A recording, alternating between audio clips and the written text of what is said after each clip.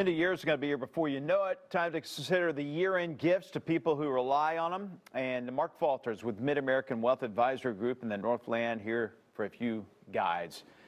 Good to see thanks you. for having me.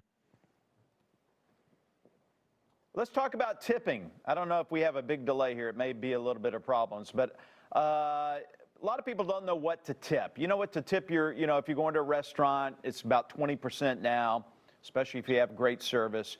What do you tip like say your mail carrier, delivery drivers, that sort of thing?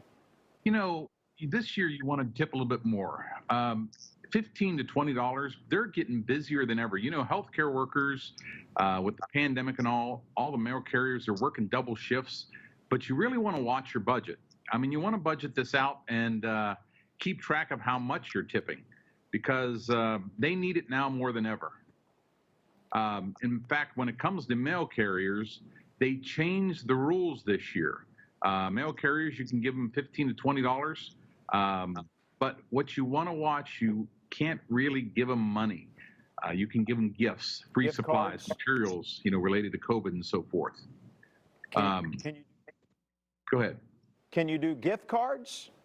You can certainly do gift cards. Newspaper carriers, anybody that actually is putting themselves out in front. You got to remember, I heard from one UPS driver that, November and December are typically the big months. Every month this year has been the big month. So they're getting tired.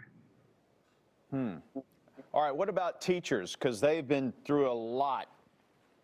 I'm telling you, teachers with this virtual learning and the kids coming and kids going and so forth, you can definitely give to teachers, but you got to watch again. You can't necessarily give them a financial gift. Something that you can make or gift cards or something of that nature kind of looks like a bribe a little bit. You really got to check your school's policies on what you can give there. Really? I would never have thought of that. Yeah. You mean I could have paid off my teachers to get a higher GPA? Why didn't you tell me that No, 30 years ago? It didn't work. It didn't work. That'd be a lot of, that's kind of like buying down your rate on a mortgage or something. I would have had to pay a lot of points to get to a B. Except for it's illegal. Well, only if you get caught. All right, let's talk about, how about your hairstylist? What do you tip your hairstylist? Hey, you know in your what? case, If I had to the tip shoe my polisher hairstylist, guy. very much like George Clooney a minute ago, I'd have to tip myself. I Yeah. cut my own hair also. Can you tell? But no, in all seriousness, hairstylists, I'm telling you, think about it. They're having to get out there more. Many people watching this can work from home. I'm finding almost everybody's working from home. They can't. They got to see people. So you might want to consider 15 to 20% to them. And if you've got a favorite restaurant you go into, you got a favorite bartender or server, how about that? Yeah, you want to tip them 20 to 25%. Baristas and bartenders, $2 to $5 a drink. And think about something for a minute. These people have been out of work on and off, and they're having a rough time, so they really need it this time of year. And somebody told me about this a couple of years ago, this saying, so it's not original, but if you can't afford to be a good tipper when you go out, then don't go out. Yeah, that's very true. Yeah.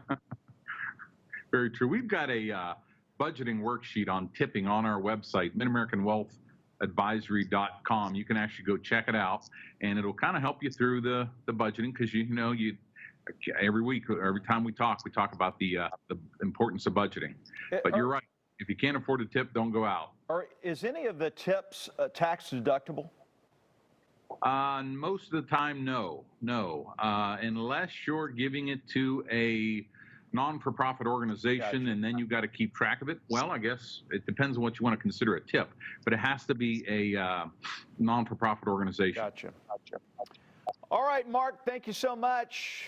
Check them out. Thanks again for having me. You're welcome.